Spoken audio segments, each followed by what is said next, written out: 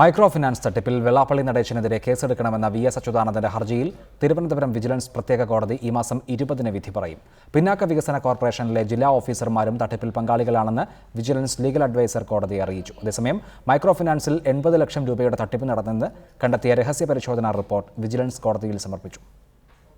2003 മുതൽ 2015 വരെയുള്ള കാലയളവിൽ പിന്നോക്ക വികസന കോർപ്പറേഷനിൽ നിന്ന് 15 കോടി രൂപ വെള്ളാപ്പള്ളിയുടെ നേതൃത്വത്തിലുള്ള SNDP യോഗം വായ്പയെടുത്തുവെന്നും വ്യാജ പേരുകളും മേൽവിലാസവും നൽകി ഈ തുക വെള്ളാപ്പള്ളിയും കൂട്ടരും തട്ടിയെടുത്തുവെന്നുമാണ് വി.എസിന്റെ ഹർജിയിലെ പ്രധാന ആരോപണം.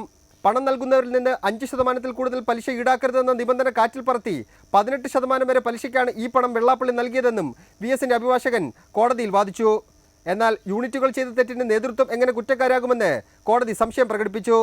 എന്നാൽ പിന്നോക്ക വികസന കോർപ്പറേഷൻ ധാരണയുണ്ടാക്കിയിരിക്കുന്നത് SNDP നേതൃത്വമായിട്ടാണെന്നും നേതൃത്വം കൈപ്പറ്റിയ പണം പല ശാഖകൾക്കും കിട്ടിയിട്ടില്ലെന്നും വി.എസിന്റെ അഭിഭാഷകൻ കോടതിയിൽ മറുപടി നൽകി. എഗ്രിമെൻറ്റുകൾ പ്രകാരമാണ് പണം കൈപ്പറ്റിയത്. ഈ എഗ്രിമെൻ്റ് പ്രകാരം ഉത്തരവാദിത്വം SNDP യോഗത്തിൻ്റെ സെക്രട്ടറിക്കും പ്രസിഡന്റിനും മൈക്രോ ഫിനാൻസിൻ്റെ കോർഡിനേറ്റർക്കും മാത്രമാണ്. അതേസമയം പിന്നോക്ക വികസന കോർപ്പറേഷന്റെ ജില്ലാ ഓഫീസർമാരും തട്ടിപ്പിൽ പങ്കാളികളാണെന്ന് വിജിലൻസിന്റെ ലീഗൽ അഡ്വൈസർ കോടതിയിൽ പറഞ്ഞു.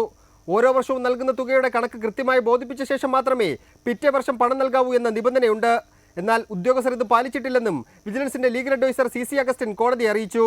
മൈക്രോ ഫിനാൻസിൽ 80,30,000 രൂപയുടെ തട്ടിപ്പ് നടന്നുവെന്ന് കണ്ടെത്തിയ രഹസ്യ പരിശോധനാ റിപ്പോർട്ട് രാവിലെ തന്നെ വിജിലൻസ് കോടതിയിൽ സമർപ്പിച്ചിരുന്നു. ഇതുകൂടി പരിഗണിച്ച ശേഷമാകും കോടതി ഈ മാസം 20-ന് വിധി പറയുന്നത്.